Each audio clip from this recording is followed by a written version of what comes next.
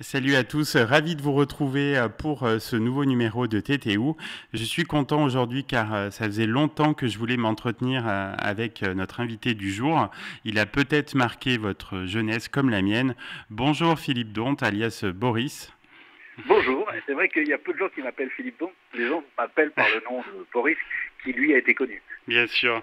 Donc Philippe, c'était pas sur Logos FM, mais vous avez commencé à la radio dans le Nord-Pas-de-Calais. Donc je crois que vous êtes resté 12 ans à Radio Galaxy, c'était que du bonheur. Oui, bah oui, faire de la radio, c'est toujours du bonheur, même si j'en fais plus. Mais j'ai pas fait que de la techno et de la dance, parce que je crois que j'ai dû démarrer avec une émission de hard rock, heavy metal, pour tout Ah te oui. dire. Donc, tu vois, on était loin du truc. Et puis la radio, c'était spécialisé techno, parce qu'on était frontalier, Belgique, tout ça.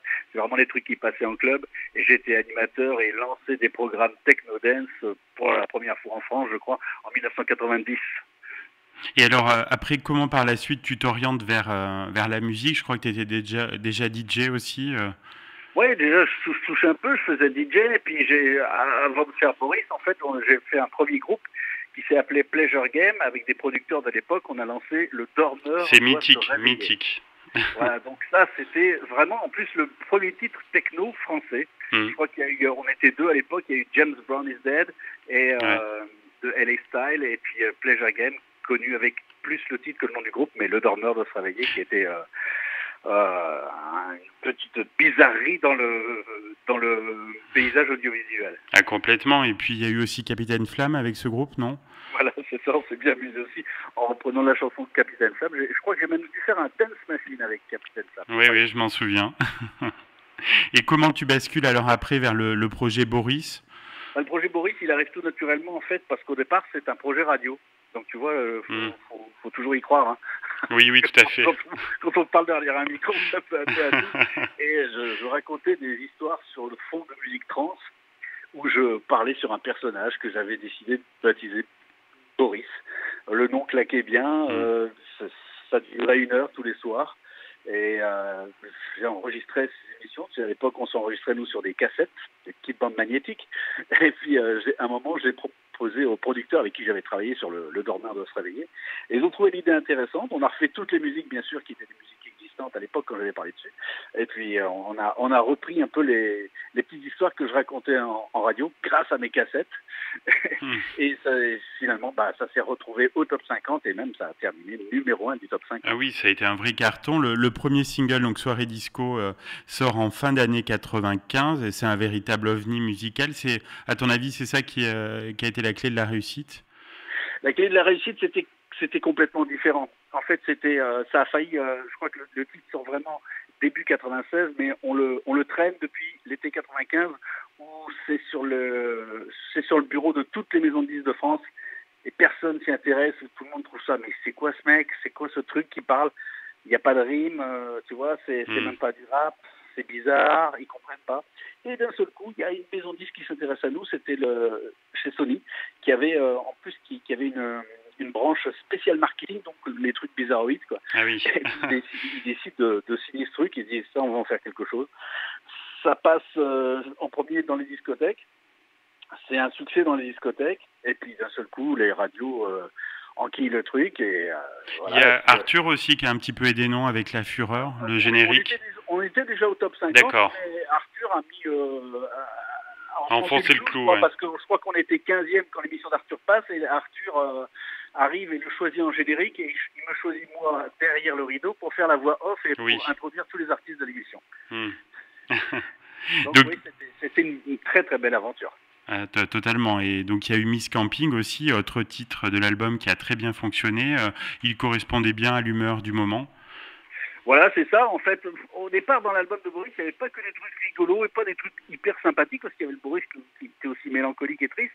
Donc on s'est dit, aïe, aïe, aïe, il faut trouver une suite à Soirée Disco. Moi, la suite était toute trouvée. Je faisais des animations dans les discothèques depuis des années, et je voyais qu'au sud de la Loire, dès que l'été arrivait, ils faisaient des élections de disque camping. J'ai trouvé le thème très drôle, et de faire un disque jockey Hmm. qui fait une soirée disque camping. Et puis pour moi, ça a accroché. Ça a dû faire deux ou trois dans le top 50 français. On en avait deux à l'époque dans le top 50 en 96. Il y avait Soirée Disco qui Hmm. tournait encore et Miss Camping. Donc par la suite, donc il y a eu plein d'autres titres marquants à toute berzingue, donc toujours avec Boris. Il est vraiment phénoménal, phénoménal club. Donc là, c'était le tube de l'été 97. Tes zinzin avec. Attends, bon, là, tu le cites, il est vraiment phénoménal, mais il y a plein de gens qui savent pas que Ben, on en parlait tout à l'heure avec c'est le réalisateur de l'émission, en effet. que c'est l'équipe Boris qui était derrière. Il est vraiment phénoménal. Je crois qu'on sort ce titre. On n'avait pas encore terminé Boris. La maison de disques nous a dit c'est dangereux parce qu'il y a pas, on peut pas mettre ça sous Boris, ça parle pas de Boris. Vous avez un leitmotiv avec Boris aussi, Boris là, donc on a mis des pseudonymes et puis on a sorti le truc comme ça. On s'est un peu caché et puis le truc a marché sans vraiment de passage radio, mais là c'était la magie du bouche à oreille. Oui, puis il est inscrit dans la mémoire collective, quoi, sur Voilà, tous les événements.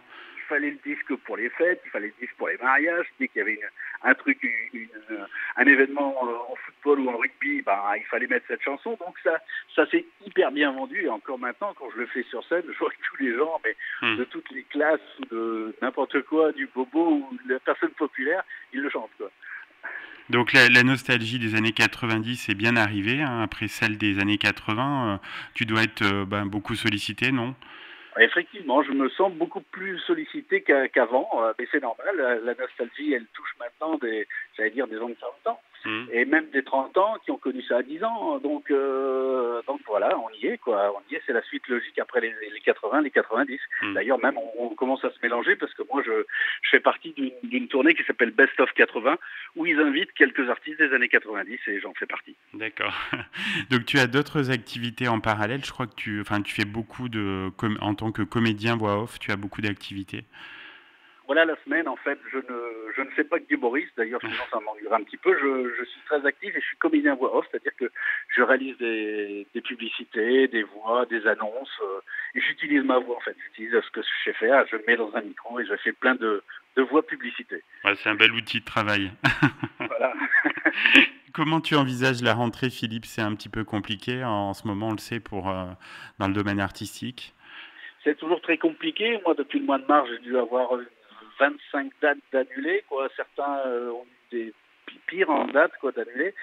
Il y a encore des choses qui... Moi, je reviens d'un 14 juillet, on a fait 2 spectacles, à 17h, à 23h, mais je crois que je suis un des rares artistes en France à avoir fait 2 spectacles le 14 juillet. Je pense, dans le nord de la France, ils avaient finalement eu l'autorisation de le faire, avec les masques, enfin, toutes les mesures qui s'imposaient.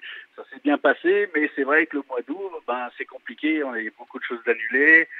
La peur dans les médias maintenant qui s'installe pour une peut-être deuxième vague. Oui. C'est pas jojo. Mais je crois qu'on va quand même en faire. Il faudra pas qu'il y ait des jauges de plus de 5000 personnes. Donc bien ça sûr. devrait pouvoir se faire. Il y a plein d'endroits où on pourra faire la fête. Si c'est pas dans les grosses villes, on les fera dans les villages, quoi. Complètement. En tout cas, c'était un plaisir de t'avoir dans l'émission et on te souhaite, de la part de toute l'équipe de Logos FM, un très bel été. Merci à vous. J'étais très fier de passer dans votre émission, en tout cas. À bientôt, Philippe. Au revoir. À bientôt, au revoir.